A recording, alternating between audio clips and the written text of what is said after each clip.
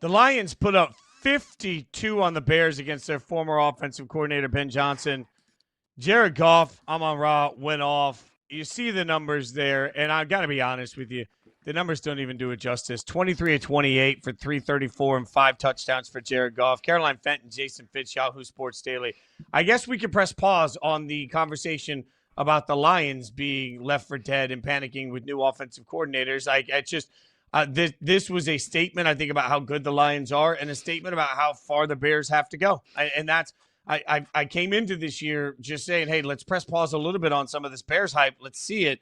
Now we're 2 weeks in, and what we're seeing so far doesn't give me a lot of comfort for Chicago that they're going to be very good this year. And the Lions just came out and said, "Remember our names, fame." I mean, it was just it was a wild ass kicking for them. I mean, the Lions did what I maybe quieted people like me who were incredibly skeptical about the Lions going into this season because I viewed a lot of the Lions' success. If we're going to I do blame pies a lot. I'll give a credit pie as well.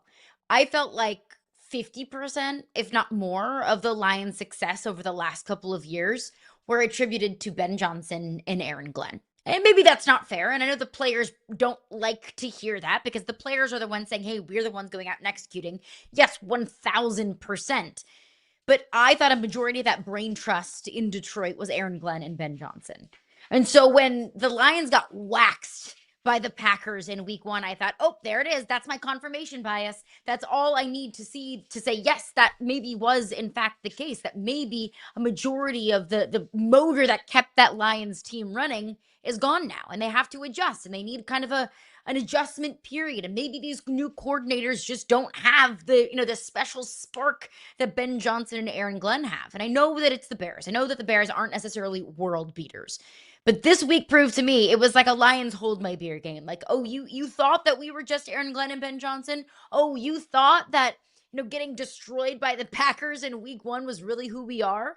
This was a statement game. And I know it's the Bears, but it wasn't just beating the Bears, Fitz. It was beating the Bears in the manner in which they did, dropping 52. And Jared Goff was surgical. He was 23 of 28, 334 yards, 5 touchdowns, no picks. Like, that was a Jared Goff game of like, don't forget about us. Don't forget about the Detroit Lions. I think with the Bears, we learned they're probably in more of a rebuild than any of us really anticipated, or really maybe that Bears fans would have hoped. Because there was a lot of optimism, rightfully so, in Chicago. Ben Johnson, this boy wonder, offensive genius. He's going to unlock everything that Matt Eberflus was not able to unlock in his rookie season. It's probably more of a marathon of development and a build than it is a sprint. Yeah, the problem with that marathoner development is that people want a final answer on Caleb already. Yeah. And, this is another game where the stat line didn't look terrible. 19 to 30, 207, 2 touchdowns, 1 pick. Stat line didn't look terrible. The eye test did. And He just, just I'm continues to sitting make here the same mistakes.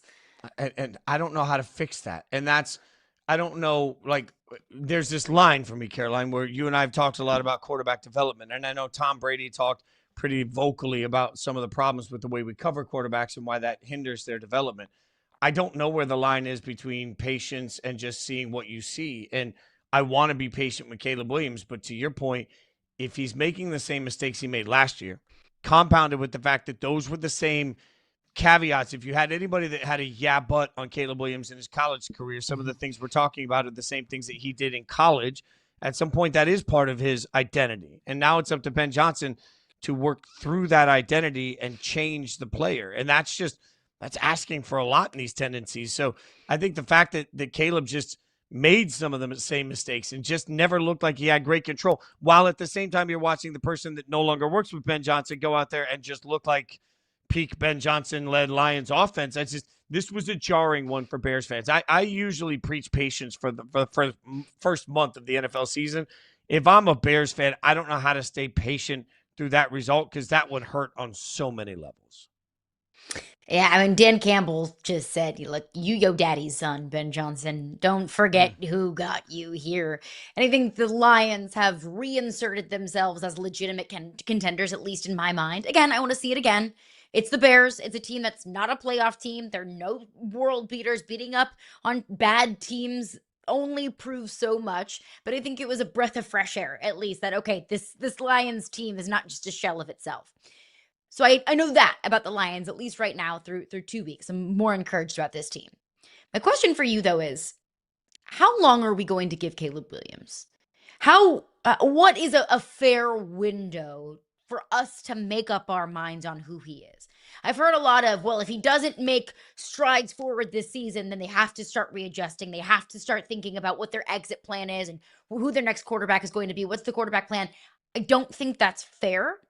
But I also do think that through 2 weeks, I don't see marked improvement for Caleb Williams that maybe we probably wanted to see under Ben Johnson. So I don't know what a fair timeline really is, Fitz. I mean, sweet baby Jesus, Bryce Young is still out here pretending he's a starting quarterback. So we got to give him at least But Bryce we've made Young up our time. mind about Bryce Young. That is fair. That is fair. That is fair. To me, nobody wants this answer in Chicago, so I'm sorry in advance.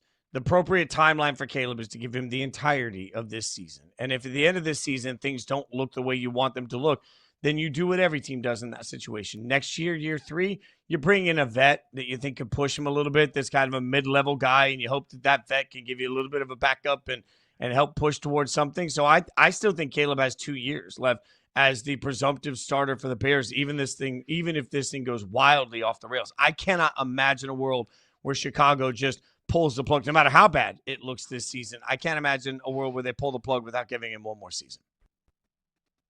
I would agree with that. You have to, right? You're invested. Yeah. He was the first overall pick. That's your level of investment. Another note on this, I know if you're a Packers fan, you are feeling yourself after the first 2 weeks, but how much better do you think they feel? I know the transitive property does not exist in football, but we do it anyway.